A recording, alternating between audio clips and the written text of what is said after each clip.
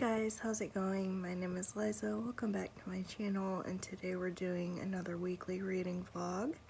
So it is currently Tuesday right now, and it is about 11 o'clock in the morning, and I'm just settling down to read some more of Everything is an Emergency. I'm still really enjoying it, and I'm really liking it. I also picked up a different book that's called Desperate Measures, and it's like an Aladdin retelling. It's really interesting. I've been enjoying that as well, but I've been reading that, and I've also been continuing reading Snowflower and the Secret Fan. So I have a lot of different books going right now, and I have the day off today, and I figured that I might as well just try and sit down and finish one of them. So right now I'm working on Everything is an Emergency, and I'm going to start reading it, and I'll update you guys a little bit later. Hey guys, so it is currently Tuesday right now, and I got home from work. It's about 10 p.m. at night, and I just wanted to give you guys a little bit of a reading update. Yesterday I read about 3 chapters, I think, in Desperate Measures, and it was really good. I'm about halfway through it right now. The city that they're in right now kind of reminds me of like Gotham City, where like it's really seedy and kind of like creepy and everything. But it's really good. I'm still really enjoying it. It's definitely very R-rated so far, and I'm only about halfway through it, and it's a crazy story, and it's a lot to take in. I also read some more of Everything is an Emergency. I read another chapter in that, and I'm still really enjoying that. We're at the point in the book right now where the main character is going from kind of like his middle school years up into his high school years. And so what's happening is his OCD is getting worse as he gets older.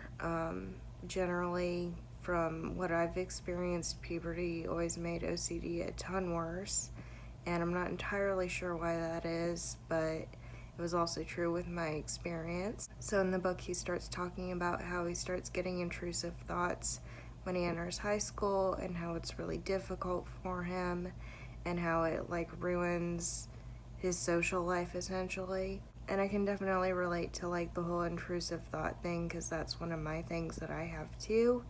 It's really difficult, and so I definitely can empathize with where he's coming from with it. But I want to read a little bit more today before I go to bed. If you guys are wondering why I'm laying the way that I am, it's because I really messed up my back, and I'm having to lay flat because my back is hurting. So I have some Advil in me and some Salon Paws on right now, and so I'm just hoping that I feel better tomorrow so that I can go into work and do my job and everything. But basically what happened was I was picking up a box and I just twerked it really bad, and for some reason my back ends up like getting really tense, and like it hurts a lot when I get stressed. So I think that the stress that I'm dealing with, along with just moving stuff at work and everything, has just kind of sent my back over the edge a little bit. But I'm hoping that if I take enough painkiller and if I sleep well, then I can wake up tomorrow and everything will be fine. So I'm going to go and do some reading, and I'll update you guys a little bit later. Hey guys, so it is currently Thursday, and it's about 4 p.m. right now. If you guys are wondering why I look the way I do, I really messed up my back last night, and I had to call out of work today, which was not fun at all. I'm not having fun.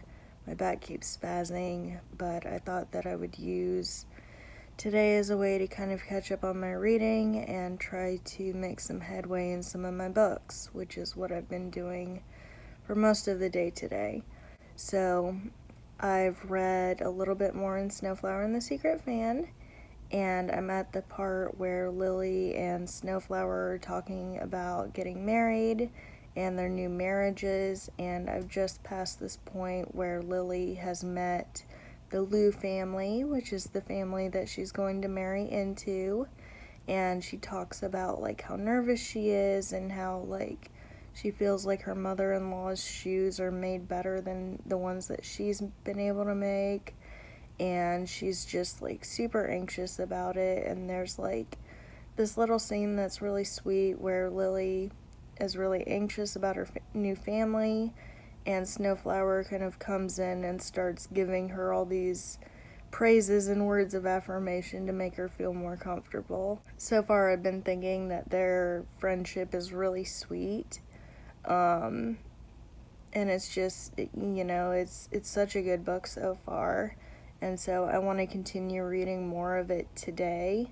I also read another chapter in Desperate Measures, and it's really good.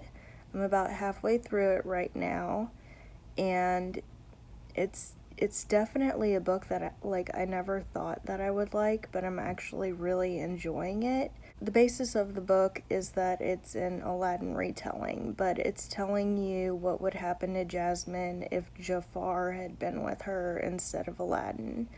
And it's very adult, and I think that it hits a very specific niche of people.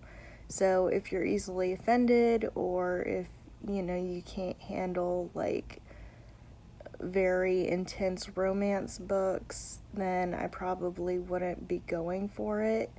But I've actually been enjoying it, surprisingly.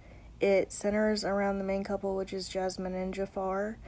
And Jasmine's dad owns this piece of like the city, and Jafar ends up killing her dad and taking it. And you just kind of go from there from the beginning of the book. And the main focus of the book is on Jasmine and Jafar as a couple, and how he has basically like taken her prisoner almost, and he's going around the city and kind of showing her off as a symbol to let other people know that he's taken over her father's land. So there's a lot of like different power dynamics within the couple, which is really interesting to me, but then it goes into the different power dynamics of different people in the city. So the basis is that a lot of the different people in the town have different parts of the town, and it's almost like very gang-like, where one person can kill another person and take over their part of the town and expand their territory. So there's a lot of different like power plays involved. The world building has been really interesting to me because of this, and it's almost like it's multi-layered in a way, where you're not just like hyper focused on the couple, you're also dealing with the emotions that the couple is going through while they're trying to like navigate the city and the different people that could be a danger to them. So I've really been enjoying it, and I think I'm gonna go and pick some more of it up now, and I'll update you guys a little bit later. Hey y'all, so it is currently Friday right now, and I wanted to give you guys another reading update. I actually read another chapter in Desperate Measures, and it's really good. It's getting to a point where one of the rivals from like another territory has come in to find Jasmine, and everything that she has been told about this guy seems to be like totally wrong, which is really weird. So I'm excited to see kind of where the story goes from here. It's really confusing. It's almost like emotional manipulation or something, because like the guy comes in and he's like trying to save her, and she's like, no, he's trying to trick me. So she's like all kinds of screwed up right now from all the stories that Jafar has told her. So I don't know like exactly who I'm reading for at this point, but I guess that I'll just have to keep reading and see.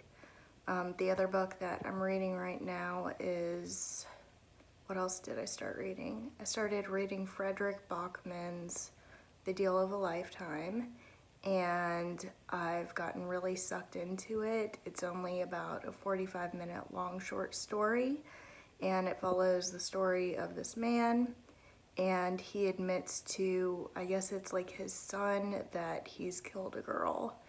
And So from what I know so far, I'm only like 5 minutes in, by the way, but from what I know so far, the girl is in the hospital and she's like slowly dying, and somehow he's in the hospital too, and he's like somehow going to play a role in her death. So it's really good so far. I already really like Fredrik Backman's writing style. And so I know that after I finish this, no matter what the ending is, that I'm gonna probably end up picking up a few more of his books. But I'll let you guys know when I read a little bit more of it. Hey guys, so I wanted to hop on here and give you a reading update. I ended up finishing The Deal of a Lifetime by Fredrik Backman, and I ended up giving it 4 out of 5 stars. I really ended up enjoying it. It was very Christmassy, and it was really deep for the amount of time that it actually was. But anyway, I think that you guys should go and pick it up. Anyway, I think I'm going to leave the vlog here, and I'll see you guys in the next one. Bye.